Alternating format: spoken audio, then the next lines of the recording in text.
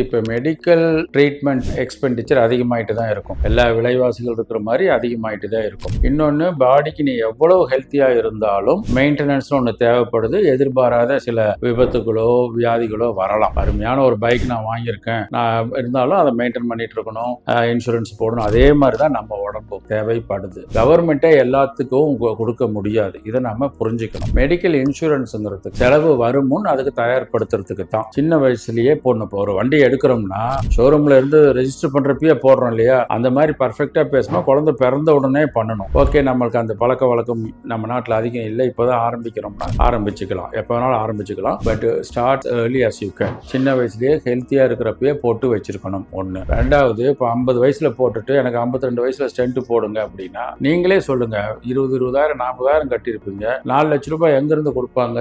கஷ்டம். ஸோ அதனால எந்த சின்ன வயசுலயே பிரச்சனைகள் இல்லாதப்பயே ஆரம்பிச்சாதான் உங்களுக்கு ஒரு இன்சூரன்ஸ் கிடைக்கும். மூணாவது, சின்ன வயசுலயே ஆரம்பிக்கிறப்ப நமக்கு கிளைம் பண்றதுக்கான ரிஸ்க் கம்மி தான். ஸோ அதனால நாமளும் ரொம்ப ஹை பிரீமியம் போக தேவையில்லை. ஒரு லோ பிரீமியம், ஒரு 2 lakhs 3 lakhs கவரேஜ், இல்ல பார்ட் பேமெண்ட். அதாவது இப்போ 1 lakh ஹாஸ்பிட்டல் பில்லுனா 30,000 ரூபாய் நான் கட்டிக்கிறேன், 70,000 ரூபாய் இன்சூரன்ஸ். அதுக்கு பேர் தான் பார்ட் பேமெண்ட்ங்கிறது. 10%, 20%, 50% வரைக்கும் இருக்குது. இப்போ ஒரு 30 வயசுக்காரங்க பண்றாங்க, ஹோல் ஃபேமிலிக்கே பண்ணிருக்காங்க, குழந்தைங்க எல்லாம் பண்றாங்கன்னா ஒரு 30% பேமெண்ட், குழந்தைங்களுக்கு 1 lakh வேல்யூ, அண்ட் பெரியவங்களுக்கு 4 lakhs 30% பேமெண்ட் எடுத்தா சிம்பிளா இருக்கும். நம்ம பே பண்ணிக்கலாம். அப்படியே 5-6 வருஷம் போறப்ப அப்படியே பையில பாயிட்டு போகும். 3-4 வருஷம் போகணும். ஸோ எடுத்தோன்னையும் ரொம்ப லேட்டா ஹெவியா எனக்கு 15 லட்சத்துக்கு 20 லட்சத்துக்கு வேணும், ஒரு பைசா கூட நான் கட்ட முடியாதுன்னா ரொம்ப பிரீமியம் ஹெவியா வேண்டாம். ஏர்லியரா எடுத்துக்கோங்க.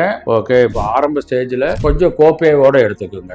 சின்ன விஷயத்துக்கு கிளைம் பண்ணாதீங்க. உங்க ஒர்க் பிளேஸ்ல குரூப்ல இருந்தா அதுல சேர்ந்துக்குங்க. உங்க அப்பா அம்மாவையோ ஃபேமிலி மெம்பரையோ அதுல சேர்த்த முடிஞ்சதுன்னா உங்க ஹெச்ஆர் கிட்ட பேசிட்டு ஆரம்பத்திலேயே அவங்கள சேர்த்திருங்க. டெஃபினட்டா இது இந்த டிப் ஃபாலோ பண்ணி நம்ம எல்லாமே தேவைப்படும். எல்லா வேலைகளும் அதிகமாயிட்டு தான் போகுது, எதுவும் கம்மியாக போறது கிடையாது. உங்களுக்கு இப்ப மருத்துவ உபகரணங்கள் இல்லாமல் பெரிய பெரிய ரூம் தேவைப்படுது, எமர்ஜென்சி தேவைப்படுது, ரூமுக்கு ஏசி வேணுங்கிறாங்க, கிளீனா இருக்கணும்.